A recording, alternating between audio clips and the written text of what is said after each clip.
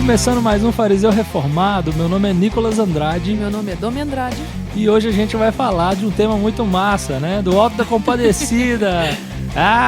Fica vivo, fica morto, fica vivo, fica morto. Né? Afinal, que história é essa da pessoa morre e continua viva? Não sei, só sei que foi assim.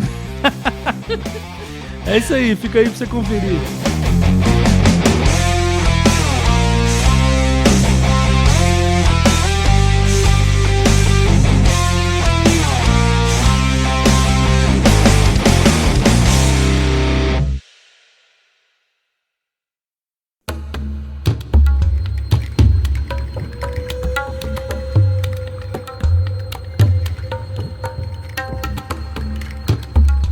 Então, galera, a intenção é que esse episódio seja o primeiro de uma série, né? Nossa primeira série aqui no podcast.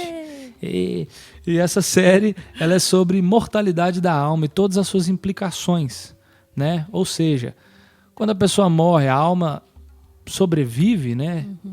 É assim, tem esse conceito de dualidade, né? Essa coisa de que você morre, mas vai para um estado intermediário ou vai direto para o paraíso, como alguns defendem. No dia da condenação, né, essa alma ela vai sofrer eternamente ou ela vai ser aniquilada? Que história que é essa? Como é que funciona? Aí a gente vai se desdobrar em várias coisas. Por exemplo, a transfiguração, aquilo era literal? É uma visão? Moisés está ali em espírito ou ele está ali em carne? Como é que funciona? Então é essa a intenção. E esse episódio a gente começa falando da mortalidade da alma. E é interessante porque esse assunto é um dos mais pedidos desde que a gente começou a gravar nossos podcasts, né? Então eu imagino que todos os nossos 6 ouvintes devem estar muito ansiosos por esse episódio. Então, eu acho que para a gente começar a entender essas questões da alma, o ideal é a gente entender em primeiro lugar o que é alma, né? Afinal de contas. Eu acredito que eu posso dizer assim que a maioria dos cristãos, e não somente dos cristãos, mas a maioria das pessoas de vários lugares, religiões e culturas diferentes tendem a acreditar que alma é um ser autoconsciente, né? Desencarnado, uma entidade extracorpórea, imaterial, num plano, sei lá, espiritual, né?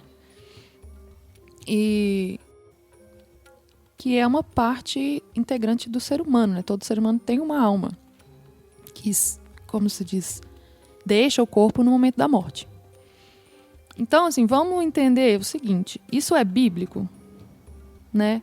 Apesar de ser o pensamento da maioria dos cristãos, será que isso é exatamente como a Bíblia ensina?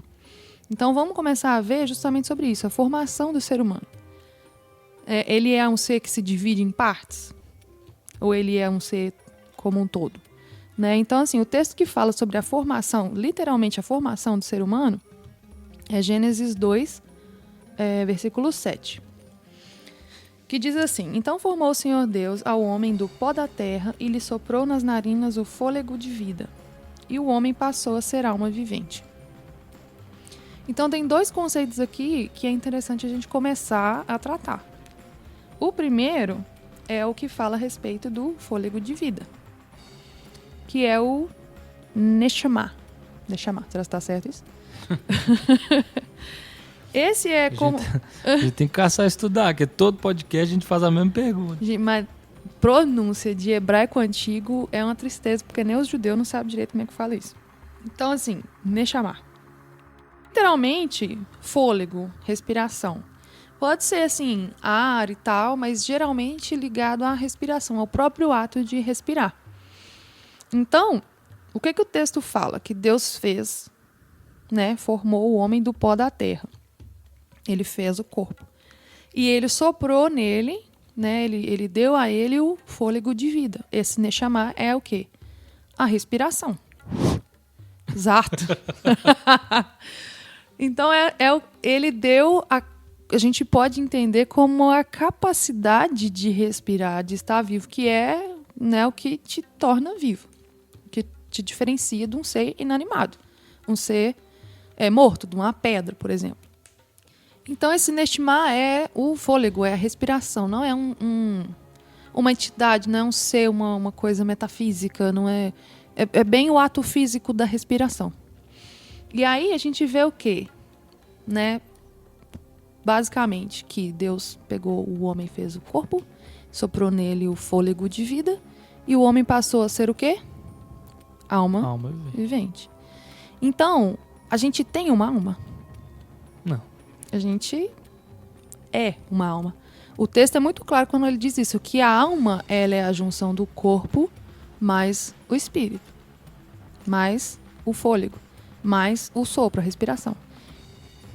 E aí, quando junta os dois, aí que você tem uma alma.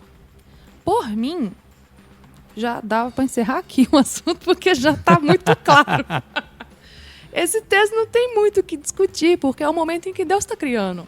Né? Ele está fazendo e ele fez isso e pronto, aqui está a alma vivente. Acabou. Né? Só que então, assim, vamos entender agora o que é a alma nesse sentido. Aqui, a palavra que a gente encontra no texto é nefesh. Né? Nefesh, dá para ver no texto que nefesh é algo que depende do fôlego, neshama, para se formar. Isso está muito claro. Né? Então, assim, a alma está ligado à respiração. Da mesma forma que o ato de respirar é físico, né, ligado ao ser humano físico, a alma também está ligada a algo físico. Você querer tirar uma coisa assim, sei lá, metafísica disso aí, pelo menos esse texto aqui não dá base, entendeu? Está dizendo o quê? Que para a alma existir é preciso haver o quê? Respiração. Fôlego de vida. Então você começa a entender o quê? Que esse termo está muito ligado ao princípio da vida, a vitalidade e a própria vida em si. Né? E é tanto que esse termo ele é usado tanto para seres humanos quanto para animais. Né? Você vê, por exemplo, em Gênesis 1, 20, 21, 24, 30, aquelas partes em que Deus fala a respeito dos animais, né? Do que ele criou, tudo aquilo que tem fôlego de vida.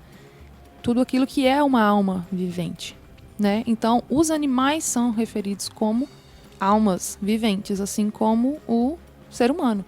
E é interessante ver que esse termo ele passa a ser usado ao longo de todo o Antigo Testamento para se referir diretamente à própria pessoa, né? Algumas pessoas vão argumentar que isso é um uso de metonímia, né? Que é quando você toma a parte pelo todo. Então, assim, a gente, no sentido de nefesh como vida, a pessoa em si é a própria vida. Então, ela tem vida e ela é a vida. Né? Por exemplo, tantas vidas nós perdemos com essa pandemia, por exemplo. Entendeu? Então, seria mais nesse sentido, de que ela tem vida e ela é uma vida. Então, a gente... é a alma. E aí você vê vários textos em que o próprio Deus se refere às pessoas como uma alma. E aí é interessante quando você começa a olhar os textos, né? Por exemplo, Gênesis 36, verso 6, né? Que diz assim: levou Esaú suas mulheres, seus filhos e filhas, todas as pessoas de sua casa, seu rebanho, gado e toda a propriedade que havia adquirido na terra de Canaã, e se foi para outra terra, apartando-se de Jacó. Aqui, o texto, né, traduziu nefesh para pessoas, porque ele está se referindo às pessoas que estavam na casa de Esaú. O grupo todo. Né? Isso, o grupo de pessoas. Né? Então, nefesh se referindo à totalidade do ser, a totalidade da pessoa. Outro texto que a gente pode dar como exemplo é Êxodo 12, 4, que fala assim: mas se a família for pequena para um cordeiro, então convidará ele seu vizinho mais próximo, conforme o número das almas. Conforme o que cada um puder comer, por aí calculareis quantos bastem para o cordeiro. Daí a pergunta, a alma come? Não é? Segundo a Bíblia, sim. A alma come. E comer é um ato físico, né? Então, tipo assim, aqui você vê justamente isso, que as almas são as pessoas, né? A totalidade do ser. Então, isso é uma alma, né? É o ser humano como um todo.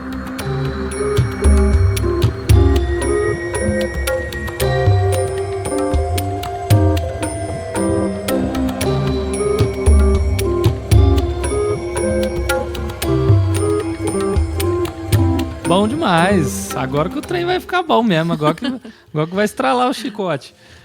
Então é isso aí. Agora que a gente entendeu o conceito de alma, vamos para a pergunta central do podcast, né? A alma morre? Como é que fica isso daí? Na verdade, se você for olhar o que está na Bíblia, tem vários textos falando a respeito de nefesh, morrendo, né? Alma. Então, assim, por exemplo, se a gente for olhar Números 23, no verso 10, diz assim: quem contou o pó de Jacó ou enumerou a quarta parte de Israel? E aí ele diz: que eu morra a morte dos justos. E aí é interessante essa tradução porque em outra tradução a gente consegue ver assim: que a minha alma morra da morte dos justos. Né? Então, assim, que a minha alma morra, né, na fishmot, né, que é uma contração de nefesh. Não pede para eu explicar gramática hebraica, porque não dá. Mas confia. Só confia.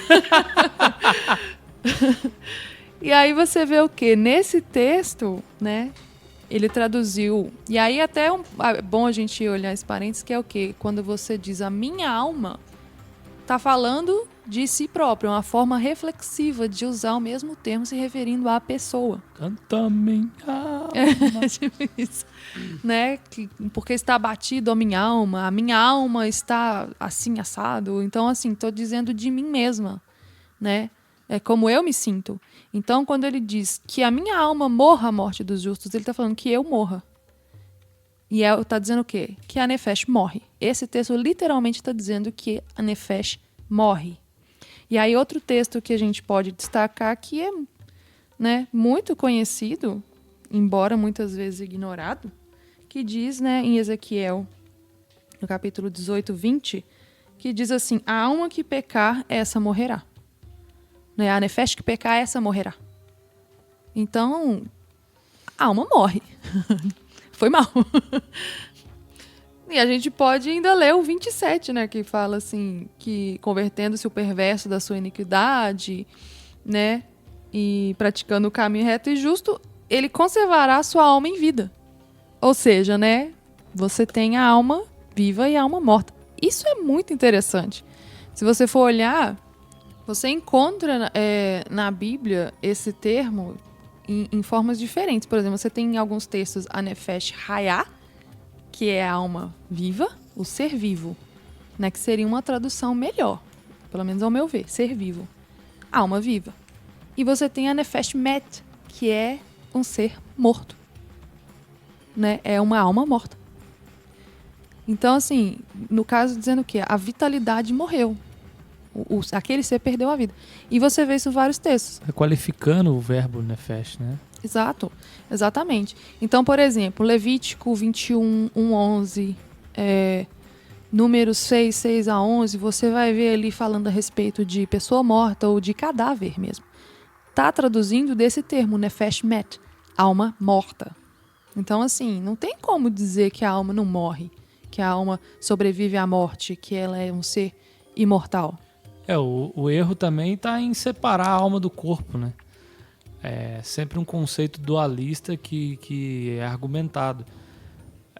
Eu vendo alguns debates sobre esse assunto, mesmo depois do debatedor mortalista explicar esse conceito que a gente acabou de explicar, o seu oponente, ele colocava assim: mas aí o corpo é que morre ou é a alma que morre?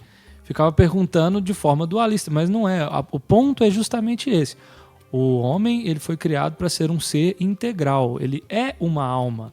Se ele morre, tá tudo morto. É uma coisa só que morreu.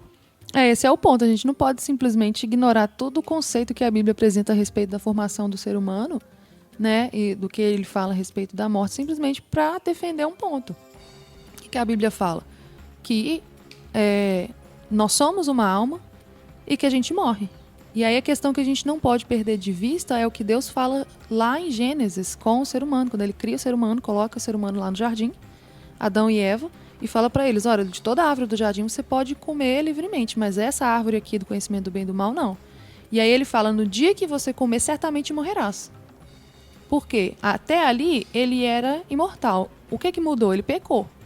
Né? Como Paulo fala, o salário do pecado é a morte. Então, a gente perdeu a imortalidade ali. Então não tem uma coisa assim, não, entra no que o Nicolas falou, você morre e continua vivo? Não existe isso. Né? Não existe isso. Se o ser humano morre, se a Nefesh morre, ela morre. Né? O ser humano todo morre.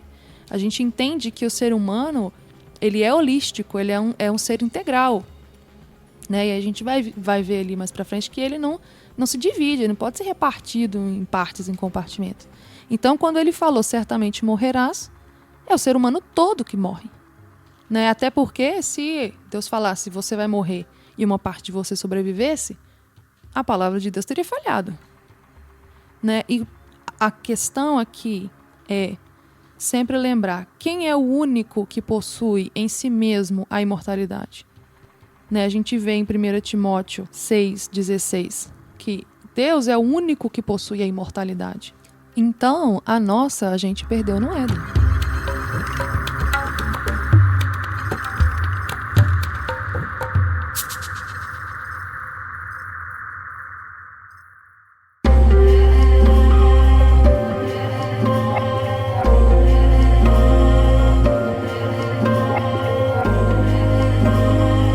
Bom, então agora que a gente já viu que biblicamente a alma morre, fica aquela pergunta que as pessoas gostam de fazer.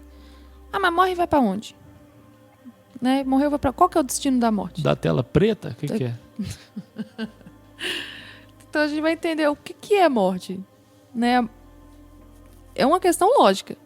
Né? A gente vê lá, por exemplo, em Gênesis, que Deus fez o corpo, soprou o fôlego de vida e passou-se a alma vivente. E aí a gente vê o quê? Por exemplo, em... Eu tentei falar de cabeça. Você achou que a sua mente, ela era, né? Você achou que ela não ia te sabotar. Não. Eclesiastes 12:7. Você não vai deixar. O velho Salomão. Claro que vai. Não vai. Para de ver essa cara. O editor não vai tirar essa parte. Eles têm que ver que nós é burro, que nós anota as coisas, que nós não sabemos nada de cabeça. A ideia do podcast é justamente essa. É uns leigo animal tentando falar de teologia. Eclesiastes 12:7 fala: e o pó volte à terra como era, e o espírito volte a Deus que o deu. Eu amo esse texto. Eu amo muito esse texto. Esse texto é como se fosse assim, tivesse pegado o texto de Gênesis e dado um... Como que chama quando a gente tinha aquelas fitas cassete velhona? Rebobinado. Mostra o inverso do negócio. É o contrário, né? Aqui você tem o ser humano morrendo. Aí fala o quê? O pó, né, do qual foi feito o corpo, volta à terra. E o espírito volta a Deus que o deu. Agora eu pergunto, não, porque eu entrego a Deus o meu espírito, porque o espírito volta a Deus. O que está voltando a Deus foi o que ele deu. Então, assim, o que ele deu foi uma entidade autoconsciente, extracorpórea, metafísica, que fica aí, uma alminha penada, vagando. Não foi isso que ele deu. Não. Ele deu o fôlego, a capacidade de respirar, de viver. Então, essa capacidade de respirar, de ser vivo, isso volta para ele no sentido de que ele é que tem o poder da vida e da morte. Então, o que ele deu, ele tira. E, nesse momento, o corpo volta para o pó. E aí entra num outro texto muito bom, que é o Salmo 146. Vou ler aqui. Aí ela lembrou de cabeça. Eu vou ler do 2 em diante. Louvarei ao Senhor durante a minha vida. Cantarei louvores ao meu Deus enquanto eu viver. Não confieis em príncipes nem nos filhos dos homens em que não há salvação.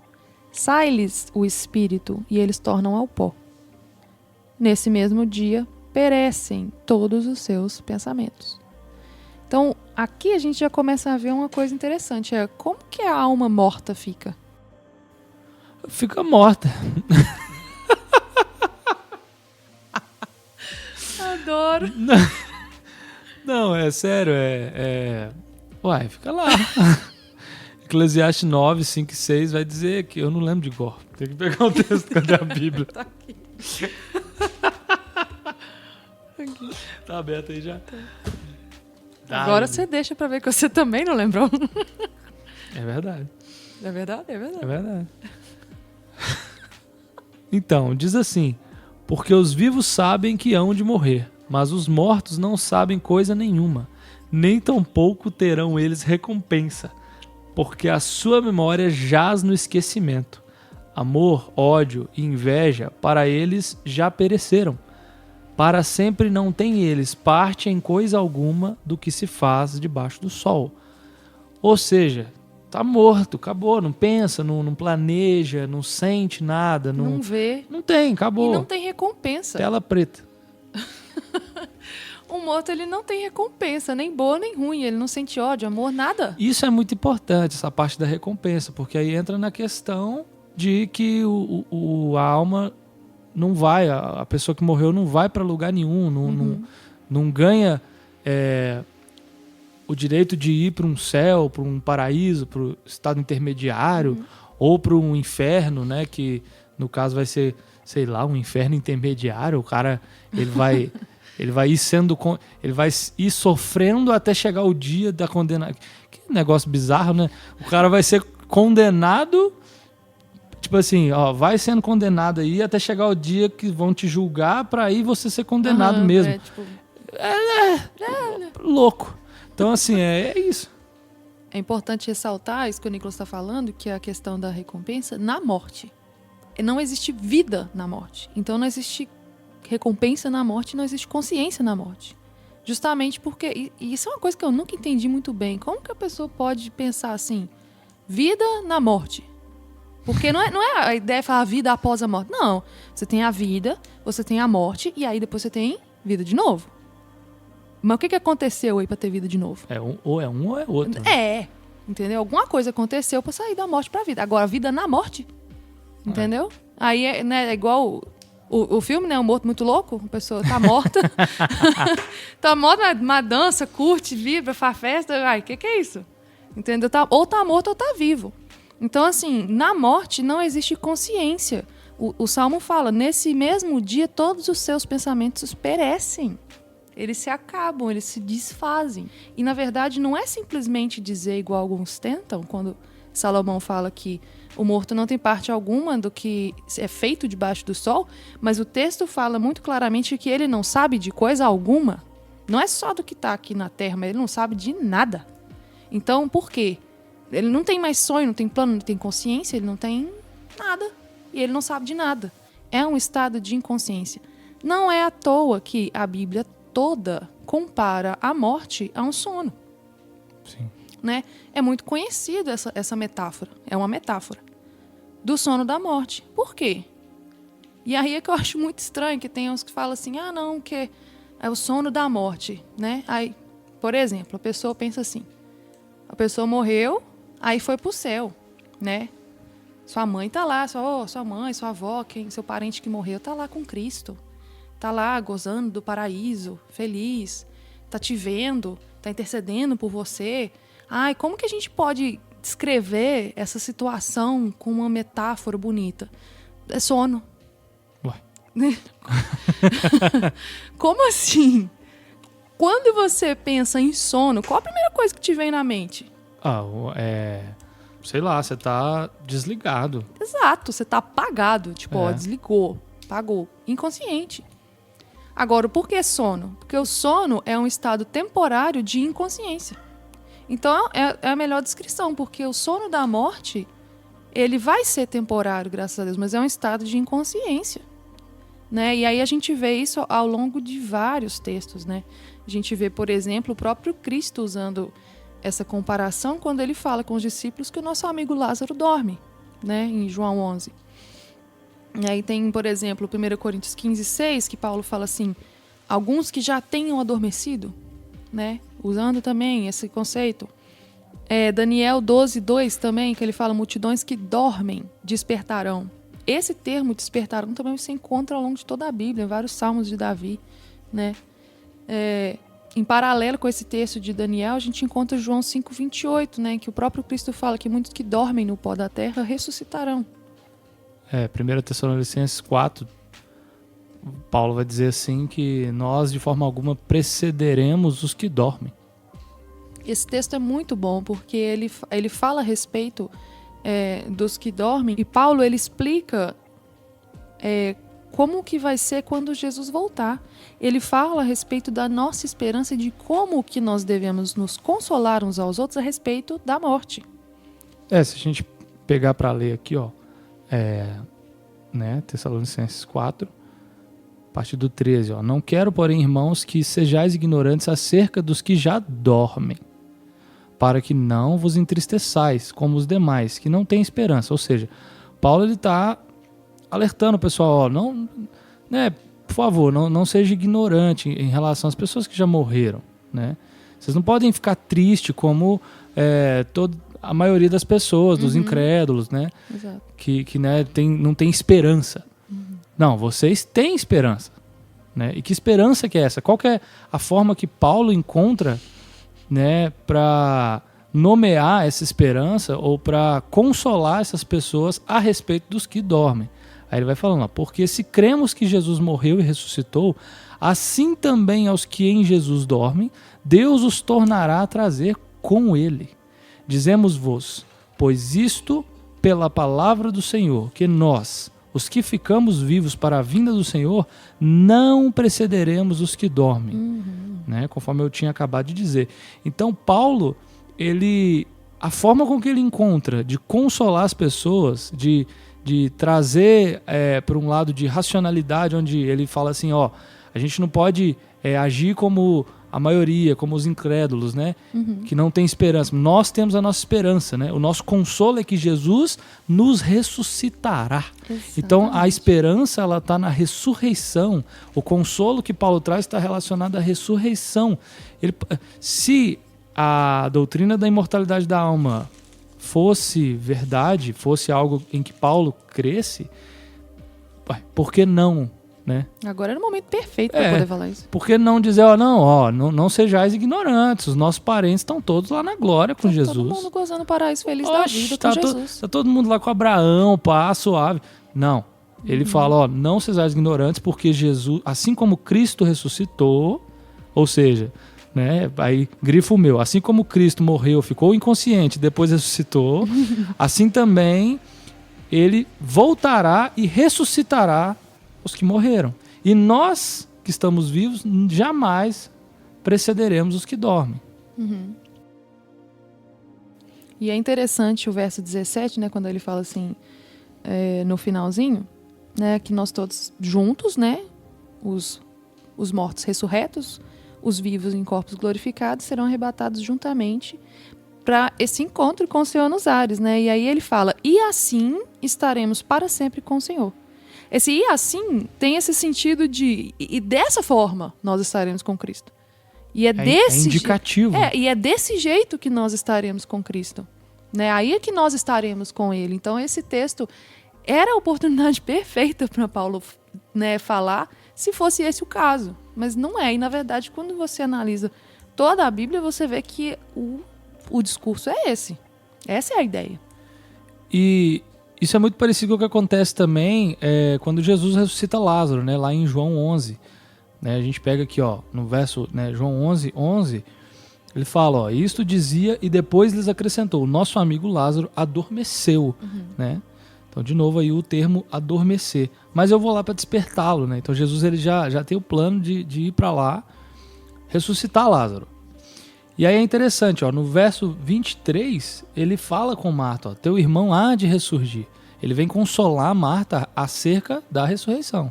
Claro que a gente sabe, por causa do contexto, que Jesus está falando da ressurreição que ia acontecer ali agora, que ele ia ressuscitar Lázaro agora. Né? Mas é muito interessante, olha como que Marta, né, vai replicar Jesus, vai responder Jesus, olha o raciocínio dela. Eu sei, replicou Marta no verso 24, que ele há de ressurgir na ressurreição no último dia. Ou seja, Marta ela não pensa assim, ela não entende primeiro que Jesus está falando que ia ressuscitar ali imediatamente, e ela também em momento algum pensa, não, Lázaro já está num lugar melhor, né? Ele foi de uma dessa para melhor, Ele tá lá num lugar bacana. E nem Jesus consola ela assim, né? E nem Jesus consola ela assim. Ele não vem falando, não, calma, relaxa, Lázaro tá com o pai. Tá massa lá e tal. Entende? Jesus ele vem falar de ressurreição. Marta entende essa ressurreição como uma ressurreição bíblica que a gente está defendendo aqui, que é o único momento onde a gente vai ver a vida acontecer de novo depois da morte, que é na ressurreição do último dia. E Jesus vem e fala, eu sou a ressurreição e a vida, quem crê em mim, ainda que morra, viverá. Ou seja, ele vai e reafirma, eu vou ressuscitar ele agora. Então o ponto aqui é justamente esse. Jesus ele não utiliza desse argumento de falar que Lázaro estava em algum lugar melhor. Ele consola ela falando que vai ressuscitar ele agora. E ela se sente consolada entendendo que ele está falando da ressurreição futura. Nenhum dos dois pensa nisso. E aí vem um questionamento muito importante que eu escutei por aí, né, estudando. Se a imortalidade da alma for verdade, se Lázaro estava em algum lugar lá com o pai, lá no seio de Abraão, tal, ou não, no inferno, a pergunta é, de onde Jesus tirou Lázaro quando ele ressuscitou ele? Né? Por quê? Por que eu estou fazendo essa pergunta? Porque se Jesus tirou Lázaro do céu, né? Lázaro estava lá no céu, no paraíso, perto do trono de Deus, né? A árvore da vida, como vai ser descrito lá em Apocalipse e tal, né? Porque Sim. vai ter a descrição de como que é o paraíso. Então, se tem como a gente ir para o paraíso, ele vai estar ali com Deus e com todo mundo, pá. E aí Jesus vem e fala, Lázaro, volta para cá, viver essa vida de merda aqui. Eu não ia querer, não. Entende? Então seria maldade, no mínimo. Maldade. Agora, se ele estava no inferno, então Jesus deu para ele uma segunda chance de ter a salvação. Porque livrou ele da condenação, que é a justiça de Deus. Logo, isso é completamente antibíblico. Isso é uma fala completamente herética. Então, esse questionamento ele é muito importante. E a resposta que a gente dá para esse questionamento é o seguinte: Jesus não tirou Lázaro nem do céu, nem do inferno. O que a Bíblia vai dizer é que Lázaro saiu da sepultura, porque ele estava morto, inconsciente, durante 4 dias. E Jesus o fez viver de novo. E tem vários outros textos, igual 1 Coríntios 15, 51, que ele fala que nem todos dormiremos, né? E esse texto de 1 Coríntios 15, ele é excelente, porque alguns versículos anteriores ele vem explicando, né, para a igreja a importância de se crer na ressurreição, né? Porque o foco, né, do evangelho, a nossa esperança é a ressurreição. E aí, Paulo, mostrando para os irmãos como que não fazia sentido não crer na ressurreição, como que ela é importante, ele chega a dizer que se não há ressurreição, então os que dormiram em Cristo pereceram. Agora eu pergunto, se esses que dormiram em Cristo, na verdade, estão bem vivos, bem conscientes em plano imaterial e estão lá no céu com Cristo feliz, como é que Paulo fala que eles pereceram? Não é? Então, tipo assim, por quê? Porque eles, na verdade, eles não estão lá. Eles estão aonde? Onde que é o destino da alma na morte? É a sepultura. É a sepultura. É o céu, né? Como a gente vê o Sheol. Né? E como a gente, né, já citou aqui, Daniel 12:2, João 5, 28, 29, a gente vê o quê? Que é de lá que eles vão voltar. Né? É para lá que os mortos vão e é de lá que eles vão voltar. O próprio Paulo fala isso. Então, assim, é da sepultura. É de lá que eles vão ressurgir, é de lá que eles vão ser levantados.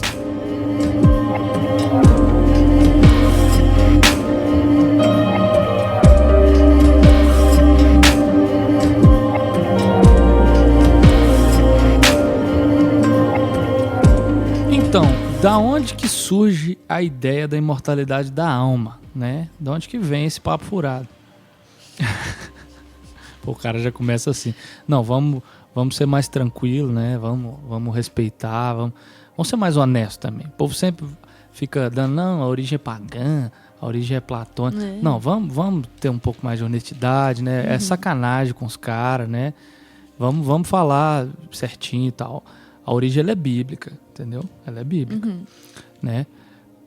Ela tá lá no Gênesis, né? E a origem é satânica. Ou seja, se você é imortalista, né? Você você já entendeu. Faça isso. Você já entendeu. Não preciso dizer. Não vou dizer, mas você já entendeu. Pois é, quem que foi a primeira pessoa que ensinou sobre imortalidade da alma? Foi o diabo. Foi o diabo, né? Isso tá lá em Gênesis 3. Leia aí. Mas a serpente, mais sagaz que todos os animais selváticos que o Senhor Deus tinha feito, disse à mulher: é assim que Deus disse: não comereis de toda a árvore do jardim? Respondeu-lhe a mulher: do fruto das árvores do jardim podemos comer. Mas do fruto da árvore que está no meio do jardim, disse Deus: dele não comereis, nem tocareis nele, para que não morra. Então a serpente disse à mulher: é certo que não morrereis. Enquanto Deus está dizendo, certamente morrerás, a serpente está falando, não, você não vai morrer. Não vai morrer. Você não pode morrer. Você é imortal. Você nunca vai morrer. Balela. E esse que é o problema, né? Ela acreditou nele. Agora, né? Não quer dizer que não teve uma certa origem grega também. Na verdade, não só grega, né? Outros povos da antiguidade também acreditavam dessa forma. E isso fica até claro quando você leva em consideração que essa mentira partiu do Éden, né? Então, assim, dali se espalhou por várias culturas até a antiguidade. Egípcia, né? Por exemplo. Um adendo que eu esqueci, vale lembrar, nós não somos adventistas do sétimo dia. Então não vem com esse papo furado de Ellen White e tal, com todo respeito aos irmãos adventistas do sétimo dia, mas é porque quando a gente coloca esse argumento da origem ter sido de Satanás no Jardim do Éden, as pessoas já associam diretamente com os adventistas do sétimo dia, com as falas da Ellen White e tal. Não, desencana. Exatamente, bom friso, né?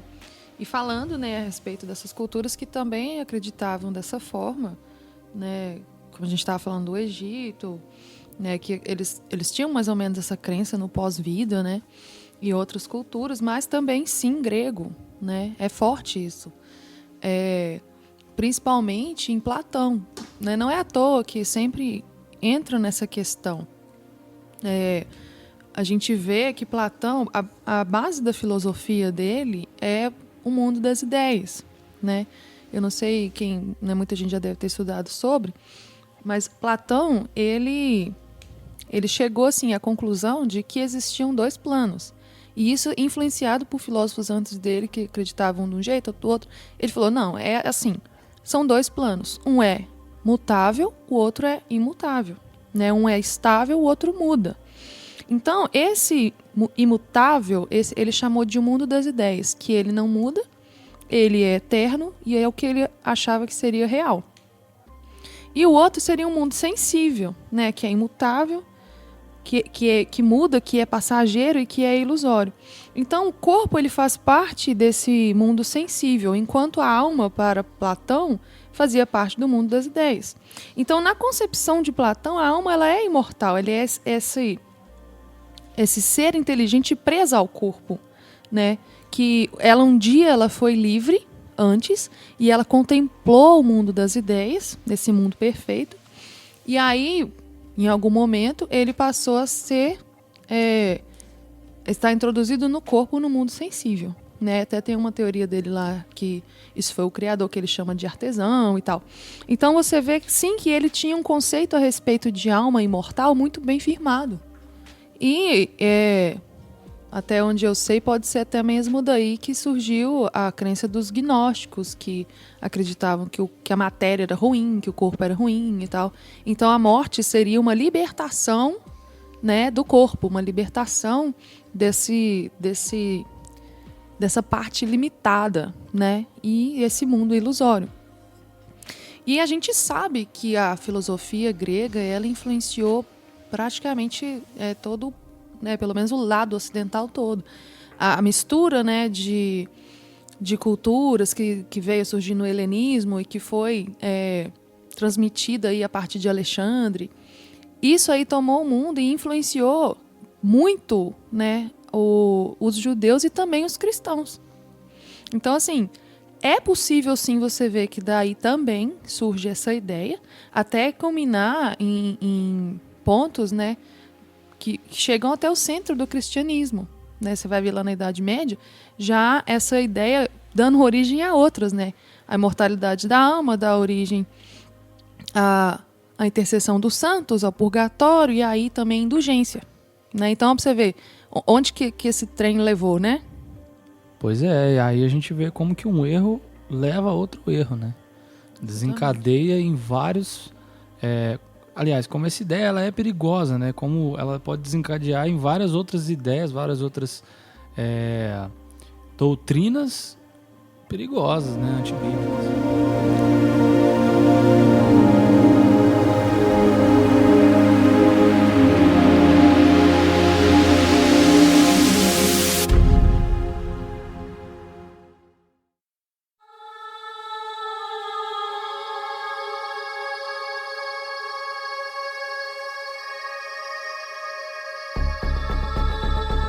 Eu acho que agora é interessante a gente analisar alguns textos que são controversos, que muitas vezes são usados, né, pelas pessoas que acreditam dessa forma, que a alma é imortal e tal, e ver, assim, a partir do momento em que a gente percebe que a Bíblia, né, ela tem uma visão, uma narrativa, será se esses textos estão de acordo com essa visão, né, com essa narrativa que a gente apresentou até aqui?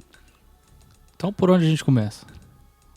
A gente pode começar lá em 1 Reis, no capítulo 17, que a gente vê verso 21, 22, que diz assim: E estendendo-se 3 vezes sobre o menino, clamou ao Senhor e disse: Ó Senhor meu Deus, rogo-te que faças a alma deste menino tornar a entrar nele. O Senhor atendeu a voz de Elias, e a alma do menino tornou a entrar nele, e reviveu. Ah, e agora, hein? Como é que a gente responde isso aí, hein? Não, agora pegou nós, hein? Oh, Ixi, lascou. Pois é, só. Então, igual a gente já falou lá no começo do podcast, é muito simples. E esse texto, ele é usado, né, em vários debates que eu assisti, e várias pessoas que defendem imortalismo vão usar esse texto para dizer, tá vendo, ó, Deus, Elias, né, ele ora para que Deus, para que a alma volte, ou seja, para que venha e entre de novo dentro do menino, né? Seria essa a expressão. Só que a questão é, como a gente falou lá no começo, né, quando a gente deu o conceito de alma, esse alma aqui usado no texto, o termo aqui, está falando sobre vitalidade, sobre vida, sobre o fôlego, né, sobre a energia, né, a potência de viver. Não está falando de um ser imaterial separado do corpo, que estava em algum lugar e aí Deus vai e fala, volta para lá porque o Elias está pedindo. Não, não é isso, entende? Então, se você for colocar nesse sentido, igual o Nicolas falou, como a gente falou no começo, que a alma, a nefesh, ela é tanto a vida, a vitalidade, como a questão da própria pessoa tomando a parte pelo todo. Então, se você entende esse texto como a vida voltou para o menino, e coloca isso como uma tradução, fica muito claro que o texto está dizendo, né? Que ele estava morto e ele voltou a viver. A vida voltou. Então, assim, se você lê dessa forma, não fica parecendo como se fosse como o Nicolas falou, uma coisa, um ser extracorpóreo. Porque, na verdade, a alma não é entendida na Bíblia dessa forma. Então, não tem por que você olhar esse texto e pensar dessa forma, né? Os sentidos, os significados que ele é usado é tudo nesse sentido. A vida, a vitalidade. Então, a vida tornou o menino. E isso vai também... a gente vai ver isso também em Gênesis 35, 18. Quando fala assim que ao sair-lhe a alma, porque morreu, deu-lhe o nome de Benoni, mas seu pai lhe chamou Benjamim. Aqui falando a respeito da morte de Raquel. Ela morreu no parto de Benjamim. E aí, aqui o texto fala também, né, que a alma lhe saiu do corpo. O que saiu dela? A vida, né, que é também um significado para Nefesh. Então, sair a Nefesh, perder a Nefesh é sair a vida, é morrer. Né? Não tem mistério. O próximo texto, eu acho que é o mais famoso, né? É o super trunfo. Nossa, a carta magna. É o Exórdia.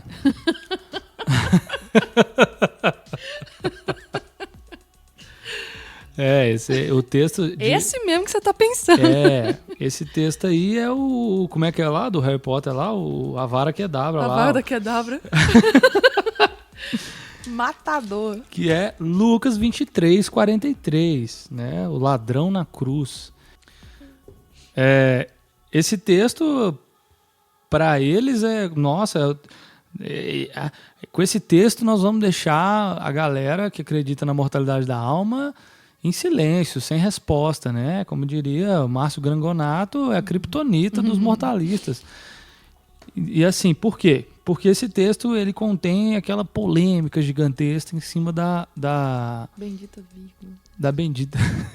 Da bendita vírgula lá na fala de Jesus. Jesus está lá na cruz, né? E aí o ladrão, reconhecendo que Jesus era o Messias, ele fala: ó, Senhor, quando vieres no teu reino, lembra-te de mim.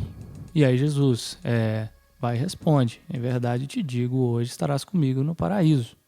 Falei diretão de propósito. Porque é assim que está escrito lá. Não tem vírgula, não tem pontuação, não tem nada no texto original, né? E aí a gente pode se valer de uma série de argumentos. Acredito que, né, no meio acadêmico aqui brasileiro, a gente tem a tese do Dr. Rodrigo Silva, né, que foi uma tese de doutorado, né, que ele defendeu numa universidade católica, vale lembrar, porque os católicos são imortalistas. Bancada de padres. Numa bancada de padres, e a galera aceitou a tese, né? Eles tiveram que aceitar a tese. E a tese dele basicamente diz o seguinte, que esse te digo hoje teria uma vírgula depois do hoje, né? Em verdade te digo hoje, vírgula, estarás comigo no paraíso. Ele para resumir, né, porque é uma tese gigantesca, mas ele se baseia em duas coisas. Primeiro, tem uma das cópias, né, que agora eu não me recordo, não sei o que lá, Vaticanos, eu não lembro o nome, que ela indica ter uma pontuação, né, justamente depois do hoje. Essa pontuação, ela era usada pelos copistas para indicar uma breve pausa. Então seria como se Jesus tivesse dito: em verdade te digo hoje, estarás comigo no paraíso. Vale lembrar também que o que estarás comigo no paraíso não existe no original. Isso foi colocado depois pelos copistas, segundo até mesmo o Dr. Rodrigo Silva, influenciados dogmaticamente. Tem palavra que não sai, não. Por acreditarem nessa questão da imortalidade da alma. Então eles entendem que não tem a vírgula, que Jesus tá colocando o advérbio hoje, alterando, né, o verbo seguinte, né, estarás. Ou seja, eles colocaram esse que estarás comigo no paraíso para poder indicar, né, para poder ficar claro que Jesus está falando que naquele dia o ladrão estaria lá. Isso já é uma interpretação, né? Já é uma interpretação. Só que esse que não tem. E tem essa cópia, tudo bem, é uma cópia só, mas tem ela lá com um pontinho indicando uma pausa. Então um copista que entendeu aquilo ali de uma outra maneira. Mas tudo bem, ele não se vale só disso. Ele também analisa mais de 270 textos da época onde que aquilo foi escrito, e textos hebraicos, onde ele analisa um padrão. Qual que é a questão? Como não tinha pontuação naquela época, então não dá para analisar a regra gramatical igual a gente faz no português. No português, a pontuação é que vai dizer pra gente qual é a regra, né? Você tem as vírgulas, os pontos e tal. Naquela época não tinha pontuação, então a gente tem que analisar o que está sendo falado, não é isso? A construção do que está sendo falado, para tentar entender a regra. Porque hoje nós temos gramáticas descritivas, né? Tem gramática normativa, que te diz isso é isso, isso é aquilo, isso é não sei o quê. Como que a língua funciona. A gente não tem uma gramática normativa dessas línguas antigas, então tem que reconstruir analisando a forma como ela era usada. E tentar entender como que ela era usada para entender como funciona essa gramática, como que a língua funciona. Exato. E aí ele encontra nesses 270 textos, todas as vezes em que aparece um advérbio entre dois verbos, o advérbio qualifica o verbo anterior. Ou seja, em verdade te digo hoje. Ou seja, o hoje está qualificando o verbo dizer. Eu estou te dizendo hoje. Então, o padrão sugere isso. E é a partir daí que ele monta a tese dele. E a gente vai ver que isso acontece várias vezes no Velho Testamento, porque é um hebraísmo, é uma forma hebraica de fala. Tem vários momentos em que Deus fala, te digo hoje, guarda um mandamento que te dou hoje. É um hebraísmo colocar o advérbio qualificando o verbo anterior da frase. Então, provavelmente, Jesus, falando em aramaico, estava citando de uma forma hebraísta aquilo que ele queria falar. E Lucas, por ser grego, ele resolve colocar aquilo em papel da forma que Jesus falou. Então, a gente entende, por meio dessa análise, que muito provavelmente o que Jesus está querendo dizer é: em verdade, te digo hoje, estarás comigo no paraíso. Tudo bem. Daí surge um outro argumento, que Jesus não estaria dizendo isso. Jesus estaria, na verdade, corrigindo a fala do ladrão. Uhum. Porque se a gente analisar, o ladrão ele fala, Senhor, quando vieres no teu reino, lembra-te de mim. Né? Lembra-te de mim quando vieres no teu reino. Ou seja, o ladrão tinha consciência de que era algo futuro. O ladrão fala do reino de Jesus, que Apocalipse vai dizer que é no último dia, é na segunda vinda. Uhum. E aí Jesus fala com o ladrão que estará com ele no paraíso, que a Bíblia também vai indicar, toda a argumentação que a gente está trazendo desde o início, vai indicar que o paraíso é algo futuro também. Então, por que Jesus está colocando o hoje no meio dessa frase, sendo que tem dois elementos acontecendo por parte do ladrão e por parte dele, indicando coisas futuras, o paraíso, o reino de Deus? O que quer dizer esse hoje? Uhum. E aí a resposta que eu trago é o seguinte, que o ladrão, né, estava acabando de se converter, e aí o que ele diz para Jesus é o seguinte, lembra-te de mim quando vieres no teu reino. Esse lembra-te, a conotação dele é, tem misericórdia de mim, né? Dá prioridade para mim, dá uma moral aí quando você vier. Olha de novo. Meu caso. Né? Você está aqui morrendo junto comigo, mas eu sei que você é o Messias. Quando você voltar, lembra de mim, me ressuscita e tal. Dá uma moral, pensa no meu caso, né? Quebra o meu galho. É isso que ele fala. Quando vieres. E aí Jesus, ele fala o seguinte, em verdade te digo, hoje. Ou seja, eu não vou analisar seu caso quando eu vier. Eu não vou te perdoar quando eu vier. Eu não vou ter misericórdia de você quando eu vier. Eu estou tendo misericórdia de você hoje. Eu estou aqui com os braços abertos, vertendo meu sangue, e o perdão ele está vindo hoje. E você estará comigo no paraíso. Então é isso que Jesus está querendo dizer. Em verdade eu te digo, é hoje, não é quando eu vier. Em verdade eu te digo, hoje estarás comigo no paraíso. Eita. Já tava... Glória. Irmão, se você não é convertido, você vai converter agora. Um outro texto que a gente separou para hoje é Filipenses 1, 21 e 3. É um texto, ao meu ver, bem simples, mas as pessoas gostam muito de usar ele. Então, que diz assim, o 21, diz assim, porquanto para mim o viver é Cristo e o morrer é lucro. Entretanto, se o viver na carne traz fruto para o meu trabalho, já não sei o que hei de escolher. Ora, de um e outro lado estou constrangido, tendo o desejo de partir e estar com Cristo, o que é incomparavelmente melhor. E aí, a pessoa lê esse texto e acha que está dizendo, né? Não, então se você morre, parte, você está com Cristo, pronto. E aí, eu achei muito interessante o comentário a respeito desse texto, do comentário Vida Nova, né? O autor, ele diz assim, que não há necessariamente contradição alguma em se pensar na morte como um sono, como a gente vê, por exemplo, em 1 Tessalonicenses 4, e o resto da Bíblia toda, e ao mesmo tempo como uma partida para estar com Cristo. Não é uma contradição. É possivelmente apenas o nosso raciocínio limitado em termos de espaço-tempo que torna impossível compreendermos completamente o que há depois dos portões da morte. Então, não é necessariamente uma contradição. Na verdade, a Bíblia toda trata a morte como um sono, e aqui ele está dizendo, partir está com Cristo. Não tem nesse texto nada que contradiga o fato de que a morte é um sono. Não está dizendo no texto que vai ser imediatamente, não está dizendo no texto que vai ser antes, depois, se vai demorar ou não. Simplesmente está dizendo que morrer e partir é como partir, né? E estar com Cristo.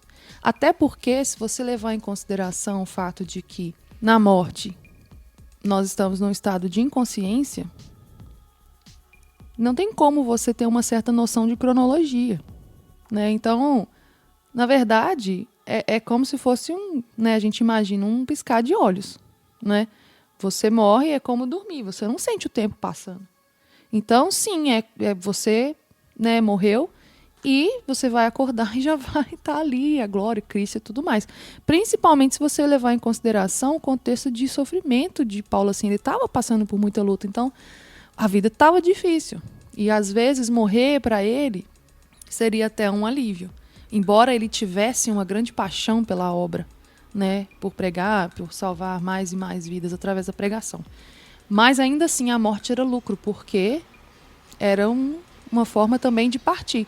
E a gente vê que não é necessariamente um texto que está falando disso. Até porque, se você for olhar bem o momento em que Paulo diz quando ele vai se reencontrar com Cristo e ter a recompensa, tal, ele fala, no dia da vinda dele.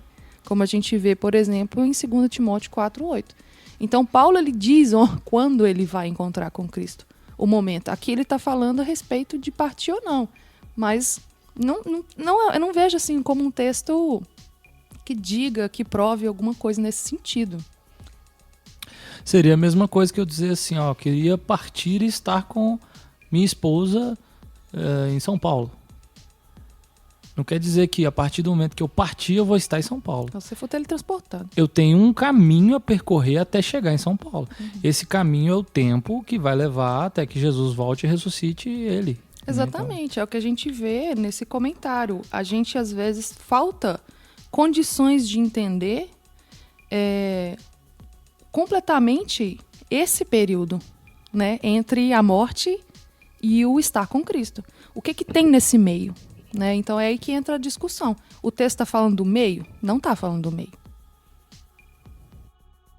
Outro texto muito usado, que a gente direto vê, é o texto da parábola do rico e Lázaro. E me desculpe quem discorda, mas é uma parábola. Né? Então, assim, não tem como chamar de outra coisa. E eu até nem queria comentar sobre esse texto aqui, porque eu, de tanto estudar e tanto pesquisar e tanto tentar entender e ver as visões de um lado, do outro, várias explicações, eu cheguei à conclusão que não faz o menor sentido a gente ficar quebrando a cabeça com esse texto para poder nos defender ou defender uma visão que é bíblica de Gênesis a Apocalipse por causa de um texto que é uma parábola. E eu não entendo como, mas esse texto chegou ao ponto de ser assim, normalizado, você tirar dele uma doutrina, você lê ele literalmente, ignorando vários pontos ali que tornam eles absurdos. É absurdo você pegar esse texto. Quase impossível. É quase impossível você pegar esse texto e considerar ele assim, eu vou fazer uma leitura literal do texto e tirar daqui uma doutrina. Não faz sentido nenhum. Porque fica muito fácil você escolher alguns pedaços dele que corrobora com a sua visão e ignorar outros.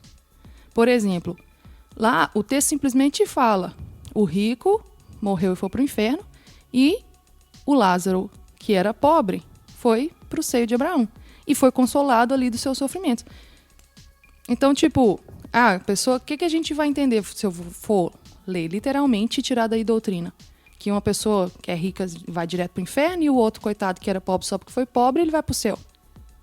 Porque o texto fala, ele foi consolado dos seus sofrimentos. Então, tipo assim, isso é um absurdo. E fora que as pessoas gostam de falar a respeito disso aí como uma vida após a morte, né? A alma sobrevivendo à morte. Por quê?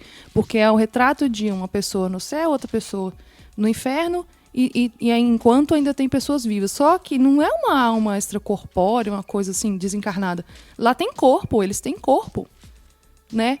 O rico, ele sente o calor, o sofrimento, e ele chega a ter sede, né? Então, tipo assim, como que uma alma tem sede? Sede é um sinal de falta de água, de desidratação que leva à morte.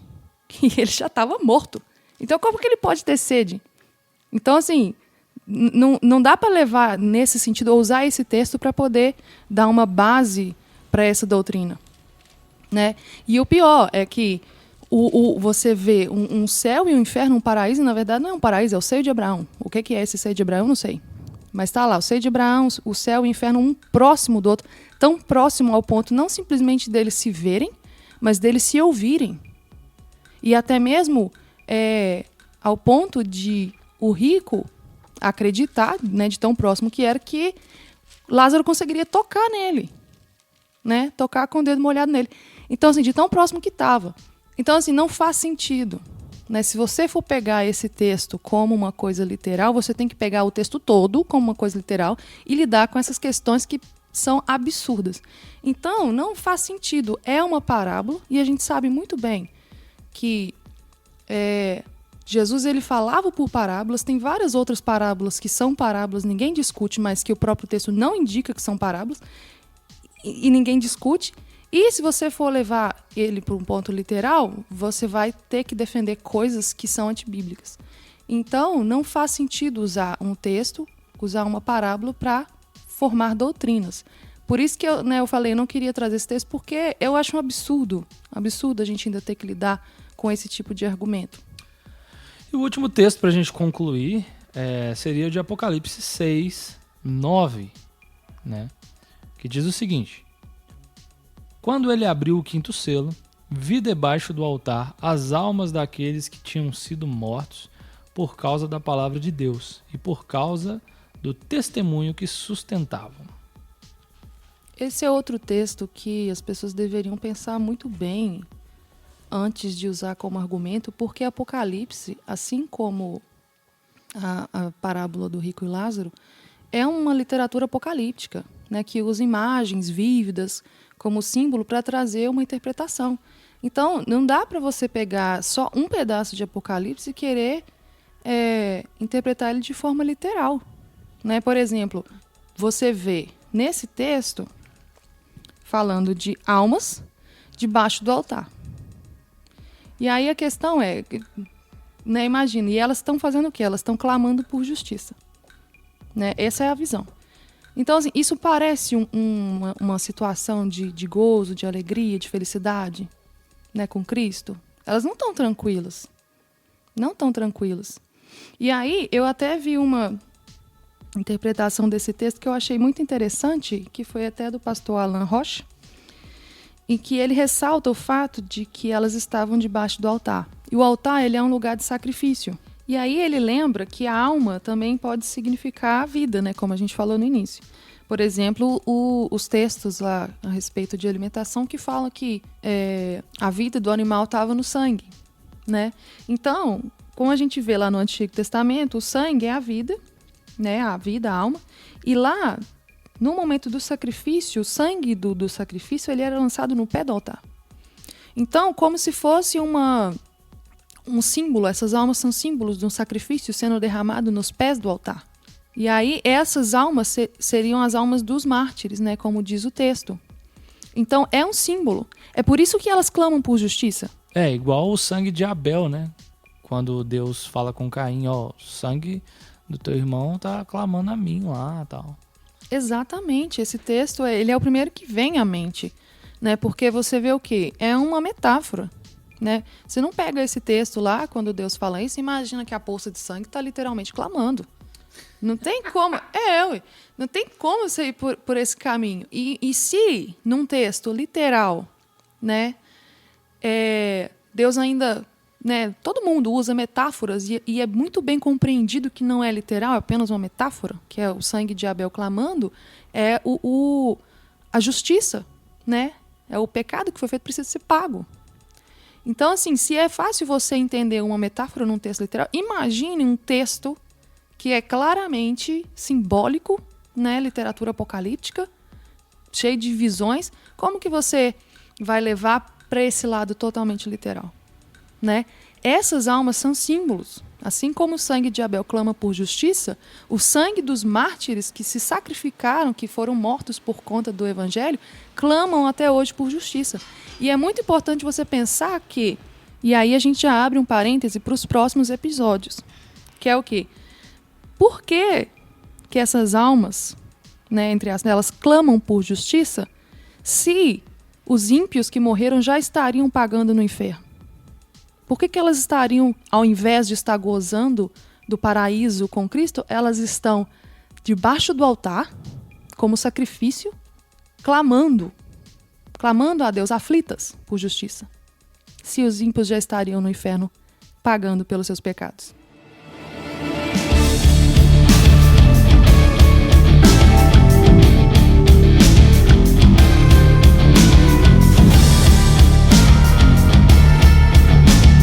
Então é isso aí, pessoal. Terminamos esse episódio. Não perca os próximos episódios, onde a gente ainda vai tratar sobre aniquilacionismo, transfiguração, inferno, né? Continuação dessa nossa pequena série. E como a gente pôde ver nesse episódio, esse negócio de morrer e ficar vivo é só em filme mesmo. Beleza? Valeu!